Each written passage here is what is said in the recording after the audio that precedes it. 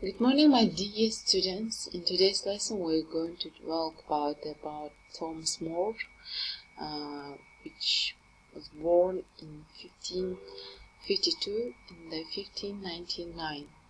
Life and the creativity activity. So, this presentation done by Umirzakova A More. Life of Thomas More. Yes, Thomas More was an English statesman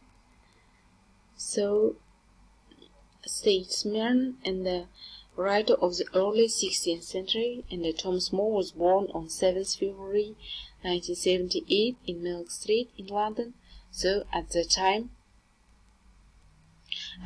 London was a bursting town of perhaps 60,000 or 70,000 people. So his father, John More, was a lawyer, and the family were comfortable off. More was an educated man, and he studied at Oxford and qualified as a lawyer. In 1505, Thomas More married a woman named Jane Colt, so they had 4 children, 3 daughters and a son, and however Jane died in 1511, More then married a widow called Alice Middleton. Alice had a daughter, also called Alice, and Thomas More adopted her in 1520. More and his family moved to Chelsea. So he worked as the years passed. Thomas More soon rose in society. In 1504, More was elected to Parliament. In 1510, More became under Sheriff of London, and in 1516, he wrote his famous book, Utopia. It was a fantasy about an ideal republic. So in 1517, Thomas More entered the king's service. He was knighted in 1521. Thomas More was made Speaker of the House of Commons in 1523. In 1525, More was given the post of Chancellor of the Duchess of Lancaster, which gave him considerable power in the north of England. Then, in 1517, the Protestant Reformation began in Germany when a monk named Martin Luther nailed a document to a church door. In England, Thomas More was a Catholic, and he strongly opposed the Protestant Reformation that was sweeping Europe. He wrote against the teachings of Martin Luther. In 1529, Thomas More became Chancellor of England. Then, in 1534, King Henry VIII became head of the Church of England. Thomas More refused to swear an oath recognizing Henry as head of the English Church. So, Thomas More was tried for treason, and he was found guilty. Thomas More was beheaded on the July on 6 July in 1535. So in my opinion, some of the ideas will seem to be unrealistic. For example, some of them just look at strange, and others at least wrong, like nevertheless. So, and of course, some of them came true. No separate social classes, no private property, the same type of clothing, and no jewelry in the finery, no literate or idle classes, 7 hours working day, and no forcing his opinions or religious beliefs, choosing a marriage and a partner without somebody's insistence, a divorce, unskilled labor, and aesthesia, and a division into mental and physical activity, a superior elected from an educated class, international trade, and the modest pleasures enjoyed by everyone. What famous quotes by Sir Thomas More do you remember? He travels best at noon when to return, and asks woman's advice, and whatever she advises do the very reverse, and you are sure to be wise. One of the greatest problems of our time is that Many are schooled, but few are educated. So, my dear students, and let's talk about the key facts and the informations. Let's know more about Sir Thomas More. Sir Thomas More was an English thinker, writer, and barrister. A devout Roman Catholic, he considered joining the Franciscan order when he was young, but ultimately decided to remain a layman. His most known work, Utopia, was published in 1516, a book that denounces European society plagued by possessions and the riches, and supported the ideal of an egalitarian communist state. Experience in trade matters and policy making earned him a place in the King's Council, which he served 4 years. His demise was tied to his loyalty to the old faith and refusing to acknowledge Anne Boleyn as King Henry VIII's new queen. Saint Thomas More was canonized in 1935 and was declared the heavenly patron of statesmen and the politicians in 2000.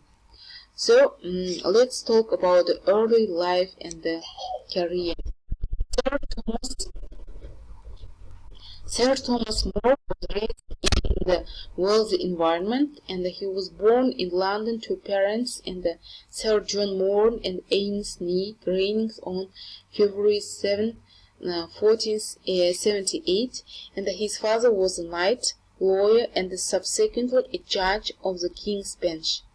Thomas attended one of the most prestigious schools in London, St. Antony's School, and also spent his time in the household of the Archbishops of Canterbury, John Martin, in 1490 to 1492.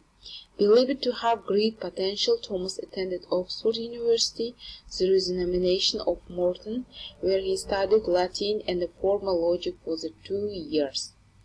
2 years later, in 1494, his father insisted that he should pursue the study of common law in London.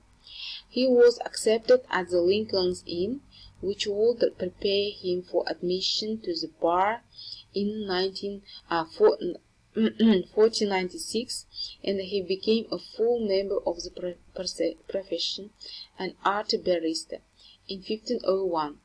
The young Thomas was also able to pursue his study of literature, which included reading of the Bible and other religious texts, and writing various literary genres, which he followed his father's trade.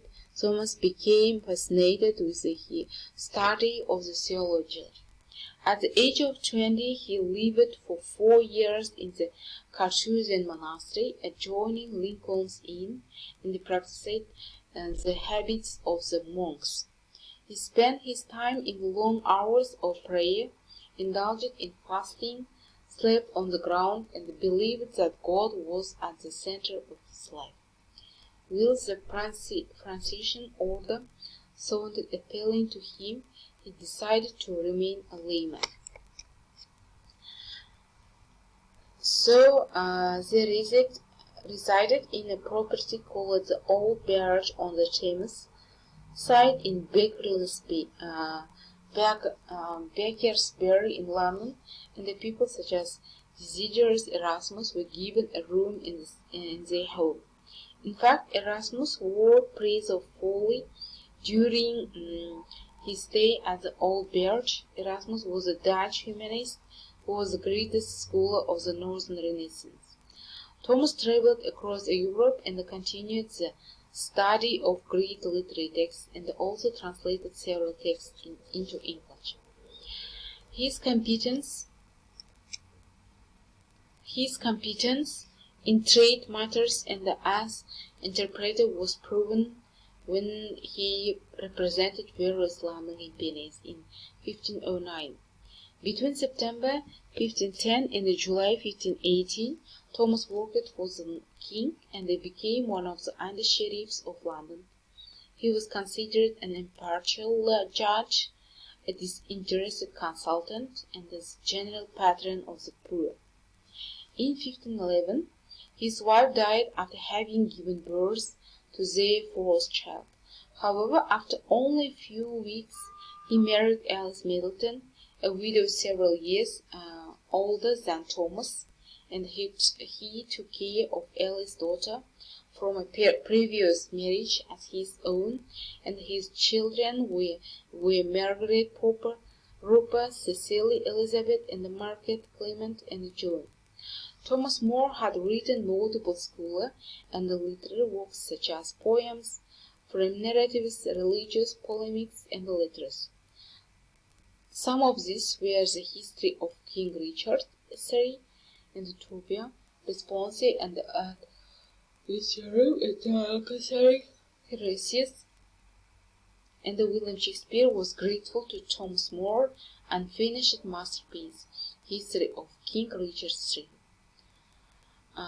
Thomas More's most known work is Utopia. So appointed to a delegation to revise Anglo-Flemish commercial treaty, Thomas visited the Belgian cities.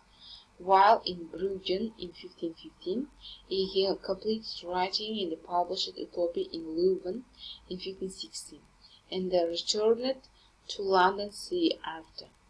The term Utopia derives from ancient Greek utopias, literally no place. The book recounts the journey of a pagan in a communist land that is governed by reason.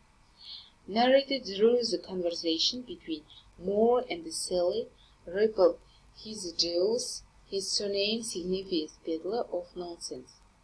The book criticizes the 16th century English society, and it describes the existence of a civilization that lives according to egalitarian principles in a remote island.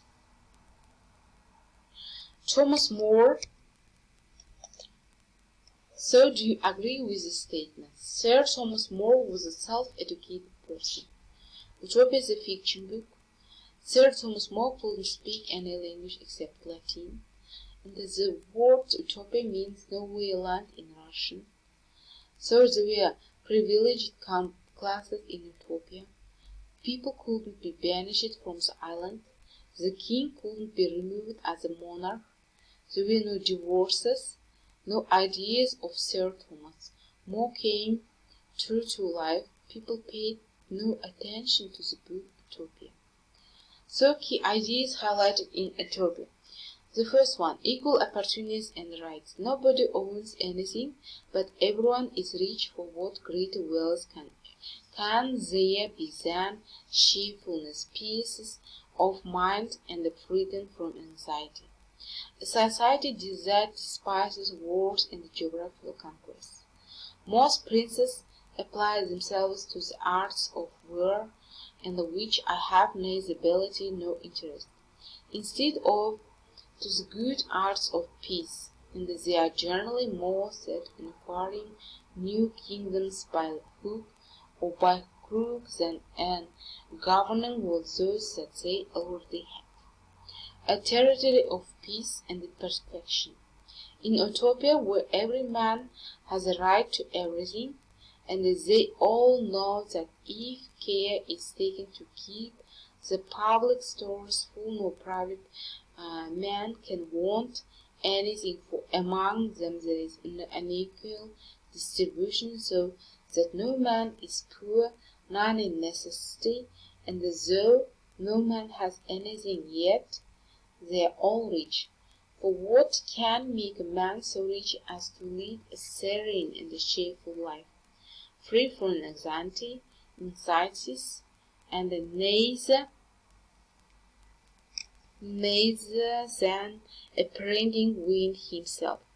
So, my dear students, at home you must answer to the given questions, such as the word Utopia means nowhere you land in Russian. So what kind of things do you know about this Thomas More, about the Sir Thomas More, an ideal society? It's a home task to speak about Sir Thomas More, and speak Utopia. Which of the ideas do you consider unrealistic? So